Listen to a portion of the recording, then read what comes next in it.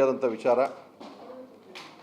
ಈಗಾಗಲೇ ಮಾತಾಡಿದಾಗೆ ಈ ಒಂದು ಕಂಪ್ನಿ ಈ ಒಂದು ಹೆಚ್ಚು ಕಮ್ಮಿ 8-9 ತಿಂಗಳು ಸಹ ನಿರಂತರವಾಗಿ ಸುದ್ದಿಯಲ್ಲಿದೆ. ಅದು ಯಾವ್ಯಾವ ವಿಚಾರಕ್ಕೆ ಅಂತ ತಮಗೂ ಗೊತ್ತಿದೆ. ಈ ಒಂದು ಗಂಧದೆಣ್ಣೆ ಮತ್ತು ನೂಡಲ್ಸ್ನ ಖರೀದಿನಲ್ಲಿ ಅನೇಕ ರೀತಿ ಭ್ರಷ್ಟಾಚಾರಗಳಾಗಿದೆ. ಅದಕ್ಕೆ ಸಂಬಂಧಪಟ್ಟಂಗೆ ನಾವು 800 ಪೇಜಿನ ವರದಿನ ಅವರಿಂದ 8-9 ತಿಂಗಳಾದ್ಮೇಲೆ ವರದಿ ತಗೊಂಡು ಸಿಕ್ಕಂತ ನಮಗೆ ಕೇವಲ 9 ಟೆಂಡರ್ ಡಾಕ್ಯುಮೆಂಟ್ಸ್ಗಳು ಮಾತ್ರ ಸಿಕ್ತು.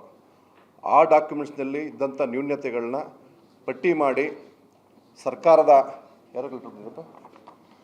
ಮುಖ್ಯ ಕಾರ್ಯದರ್ಶಿಗಳಿಗೆ, ಇಂಡಸ್ಟ್ರಿಯಲ್ ಪ್ರಧಾನ ಕಾರ್ಯದರ್ಶಿಗಳಿಗೆ, ಇಂಡಸ್ಟ್ರಿಯಲ್ ಮಿನಿಸ್ಟ್ರಿಗೆ, ಮಾನ್ಯ ಮುಖ್ಯಮಂತ್ರಿಗಳಿಗೂ ಸಹ ಪತ್ರವನ್ನು ಬರೆದು ಅವರು ಅದಕ್ಕೆ ಯಾವುದೇ ರೀತಿ ಒಬ್ಬ ಶಾಸಕನ ಪತ್ರಕ್ಕೆ ಯಾವುದೇ ರೀತಿ ತನಿಖೆನೂ ಆಗಲಿಲ್ಲ.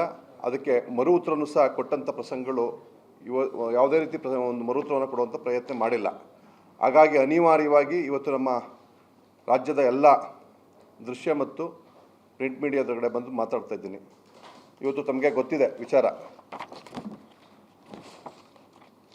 ಆ ಒಂದು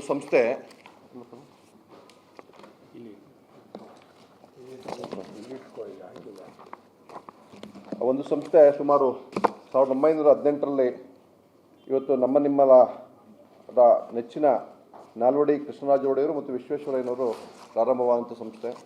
ಇವತ್ತು ಲಕ್ಷಾಂತರ ಉದ್ಯೋಗವನ್ನು ಕೊಟ್ಟಿರೋ ನಿರುದ್ಯೋಗಿಗಳಿಗೆ ಉದ್ಯೋಗವನ್ನು ಕಲ್ಪಿಸಿದಂಥ ಒಂದು ಸಂಸ್ಥೆ. ಆ ಸಂಸ್ಥೆಯಲ್ಲಿ ಇವತ್ತು ಸುಮಾರು 1400-1500 ಕೋಟಿ ಠೇವಣಿ ಇದ್ದಂಥ ಹಣದಲ್ಲಿ ಮೊನ್ನೆಯೆಲ್ಲ ಕೊಟ್ಟರು. ಏನು ಲಾಭ ಬಂದಿದೆ ಅನ್ನೋ ಒಂದು ಪ್ರಸಂಗವನ್ನು ತೋರಿಸಿ ಕೆಲವು ಫೇಕ್ ಡಾಕ್ಯುಮೆಂಟ್ಸ್ನ ಮಾಡಿ, ಫೇಕ್ ಡಾಕ್ಯುಮೆಂಟ್ಸ್ ಅಂದರೆ ಇಲ್ಲಿದ್ದಂಥ ಸ್ಟಾಕಿಸ್ಟ್ಗೆ ಸಪ್ಲೈ ಮಾಡಿ ಇನ್ವಾಯ್ಸ್ ರೈಸ್ ಮಾಡ್ಕೊಂಡಿದ್ದಾರೆ. ನೆಕ್ಸ್ಟು ಪುನಃ ಅದನ್ನೇ ಮುಂದೆ ಸೇಲ್ ಆಗಿಲ್ಲ ಅಂದ್ಬಿಟ್ಟು 40% ಡಿಸ್ಕೌಂಟ್ ಮಾಡೋವಂಥ ಪ್ರಕ್ರಿಯೆ ನಡೀತಾ ಇದೆ. ಅದು ಯಾವುದೇ ರೀತಿ ಲಾಭ ಮಾಡಿಲ್ಲ. ಜೊತೆಗೆ ಅದು ಯಾವ ರೀತಿ ವ್ಯತ್ಯಾಸಗಳು ಆಗ್ತಾಯಿದೆ ಅನ್ನೋದಕ್ಕೆ ಸಂಬಂಧಪಟ್ಟ ಪೂರ್ಣ ಪ್ರಮಾಣದ ವಿಚಾರವನ್ನು ತಮ್ಮ ಮುಂದೆ ಇವತ್ತು ಅಲ್ಲಿ ಯಾವ್ಯಾವ ರೀತಿ ಲೋಪ ಆಗಿದೆ ಅನ್ನೋದಕ್ಕೆ ಒಂದು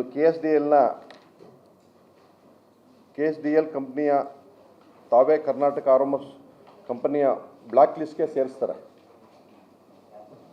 ಸೇರಿಸಿದಾಗ ಆದೇಶ ನೀಡಿದರೂ ಸಹ ಬೇರೆ ಕಂಪ್ನಿಗಳಿಗೆ ಅವಕಾಶ ನೀಡಿದ್ದಾನೆ. ಈಗಾಗಲೇ 2019ರಲ್ಲಿ ಆ ಬ್ಲ್ಯಾಕ್ ಲಿಸ್ಟ್ ಸೇರಿಸಿ ಸಹ ಪುನಃ ಅದೇ ಕಂಪ್ನಿಗೆ ಟೆಂಡರ್ ಕೊಡುವಂಥ ಪ್ರಕ್ರಿಯೆನ ಈ ಸಂಬಂಧಪಟ್ಟ MD ಅವರು ಮಾಡ್ತಾರೆ. ಜೊತೆಗೆ ಎರಡನೇದು ಆ ಕಂಪ್ನಿ ಕರ್ನಾಟಕ ಆರೋಮಸ್ ಕಂಪ್ನಿ ಜೊತೆಗೆ ಆ ಕಂಪ್ನಿನಲ್ಲಿ ಬ್ಲ್ಯಾಕ್ ಲಿಸ್ಟ್ ಸೇರಿಸಿದ್ದು ಮಾನ್ಯ ಉಚ್ಚ ನ್ಯಾಯಾಲಯದ ಸಹ ಅದನ್ನು ಉಲ್ಲೇಖ ಮಾಡಿದ್ದಾರೆ. ಅದು ಬ್ಲ್ಯಾಕ್ ಲಿಸ್ಟ್ ಸೇರಿಸಿದ ಅವಕಾಶ ಕೊಡಬೇಡಿ ಅಂದ್ಬಿಟ್ಟು ಆದ್ರೂ ಸಹ ಆ ಕಂಪ್ನಿಗೆ ಕೊಡುವಂಥ ಪ್ರಯತ್ನ ಮಾಡ್ತಾರೆ. ಜೊತೆಗೆ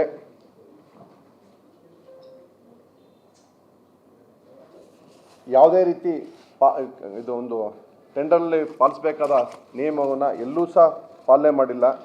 ಅದ್ರ ಬಗ್ಗೆ ಸಹ ಸಂಪೂರ್ಣ ವಿಚಾರವನ್ನು ಸಂಬಂಧಪಟ್ಟ ನಮ್ಮ ಇಂಡಿವಿಜುವಲ್ 9 ಟೆಂಡರ್ಗಳೇನಿದೆ ಆ 9 ಟೆಂಡರ್ಗಳಿಗೂ ಸಂಬಂಧಪಟ್ಟ ಸಂಪೂರ್ಣ ಮಾಹಿತಿಯನ್ನು ತಮ್ಮ ಮುಂದೆ ಕೊಡುವಂಥ ಪ್ರಯತ್ನ ಮಾಡ್ತೀವಿ.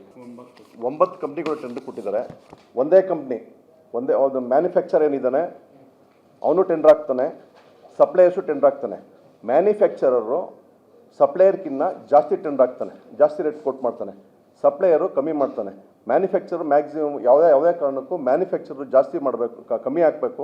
ಯಾಕೆ ಅಂತಂದರೆ ಇವು ಸಪ್ಲೈದಾರರಿಗೆ ಟೆಂಡರ್ ಸಿಗಬೇಕು. ಸಪ್ಲೈಯರು ಮ್ಯಾನುಫ್ಯಾಕ್ಚರ್ ಒಬ್ಬರೇ. ಒಬ್ಬನ್ನ ಮ್ಯಾನುಫ್ಯಾಕ್ಚರ್ನ ಬ್ಲ್ಯಾಕ್ ಲಿಸ್ಟ್ ಸೇರಿಸಿರೋದ್ರಿಂದ ಸಪ್ಲೈಯರ್ಗೆ ಟೆಂಡರ್ ಸಿಕ್ಕಲಿ ಒಂದೇ ಕಂಪ್ನಿ, ಅಪ್ಪ ಮಗ ಚಿಕ್ಕಪ್ಪ ದೊಡ್ಡಪ್ಪ ಒಬ್ಬರೇ. ಅವ್ರು 4 ಜನ ಬಿಟ್ಟು ಬೇರೆ ಯಾರೂ ಸಹ ಟೆಂಡರ್ನ ಒಳಗಡೆಗೆ ಬರೆದಂಥ ಪ್ರಯತ್ನ ಮಾಡಿದ್ದಾರೆ. ಇದು ಹೊರಗಡೆಯಿಂದ ನಮ್ಮಲ್ಲೇ ತಮಗೆಲ್ಲ ಗೊತ್ತಿರೋ ಹಾಗೆ ಶ್ರೀಗಂಧದ ಎಣ್ಣೆ, ಗಂಧದ ಮರಗಳು ಅತಿ ಹೆಚ್ಚಾಗಿ ಬೆಳೀತಾ ಇದ್ದಾರೆ.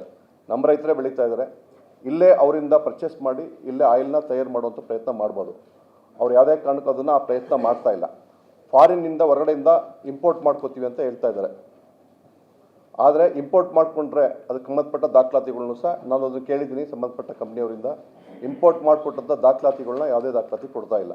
ಅದಕ್ಕೆ GSTನೂ ಸಹ ಕೊಡುವಂಥ ಕೆಲಸ ಮಾಡ್ತಾ ಇಲ್ಲ. ಯಾಕೆ ಅಂದರೆ ಅವರು ಇಂಪೋರ್ಟೇ ಮಾಡ್ಕೊಂಡಿಲ್ಲ. ಇಲ್ಲಿ ಸೆಕೆಂಡ್ರಿ ಕಂಪ್ನಿಗಳಲ್ಲಿ, ಫೇಕ್ ಕಂಪ್ನಿಗಳಲ್ಲಿ ಕಮ್ಮಿಗೆ ತಗೊಳ್ಳುವಂಥ ಕೆಲಸವನ್ನು ಮಾಡ್ತಾ ಇದ್ದಾರೆ. ಲೋಕಲ್ ಸ್ಥಳೀಯವಾಗಿ ತೊಗೊಂಡು ಅದನ್ನು ಇಂಪೋರ್ಟ್ ಮಾಡಿಕೊಂಡು ಅನ್ನೋ ಒಂದು ವಿಚಾರನ ತಮ್ಮ ಒಂದು ದಾಖಲೆಗಳು ಕ್ರಿಯೇಟ್ ಮಾಡಿಕೊಂಡು ಅದು ಇಂಪೋರ್ಟ್ ಮಾಡ್ಕೊಂಡಿಲ್ಲ ಯಾವುದೇ ಕಾರಣಕ್ಕೂ ಒಂದು ಪ್ರಯತ್ನವನ್ನು ಮಾಡ್ತಾ ಇದ್ದಾರೆ. ಅದಕ್ಕೆ ಇಂಪೋರ್ಟ್ ಮಾಡ್ಕೊಂಡ್ರೆ GST ಬೇಕಲ್ಲ, GST ಸಹ ಕೊಟ್ಟಿಲ್ಲ. ಜೊತೆಗೆ ಇದಲ್ಲಪ್ಪ ಟೆಂಡರ್ ವ್ಯತ್ಯಾಸಗಳು ನಾನು ತಮ್ಗೆ ಮೊದಲೇ ಹೇಳ್ದಾಗೆ 5ನೇ ತಿಂಗಳಲ್ಲಿ ಪತ್ರ ಬರಿತೀನಿ.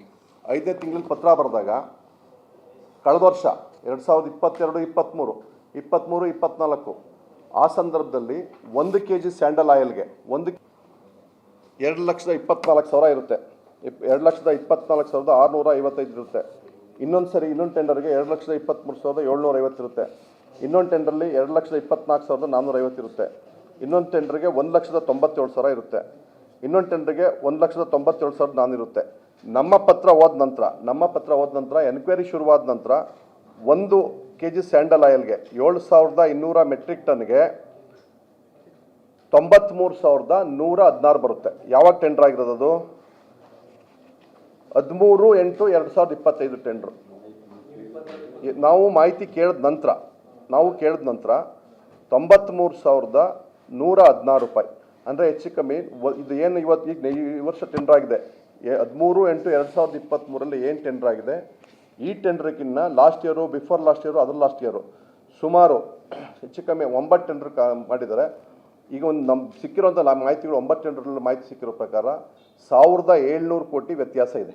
ಇವತ್ತಿನ ಮಾರ್ಕೆಟ್ ರೇಟ್ಗೂ ಅದಕ್ಕೂ ಕಂಪೇರ್ ಮಾಡೋ ಸಂದರ್ಭದಲ್ಲಿ 1,700 ಕೋಟಿಯಷ್ಟು ವ್ಯತ್ಯಾಸ ಇದೆ. ಹಾಗಾಗಿ ಬಹುತೇಕ ಇವಾಗ ನಾವು ಪ್ರಶ್ನೆ ಮಾಡೋದಿಷ್ಟೇ, ಇವಾಗ 97,000 ಇರೋದು, ಅವಾಗ 2,34,000 ಹೆಂಗೆ ಹೋಗ್ತು?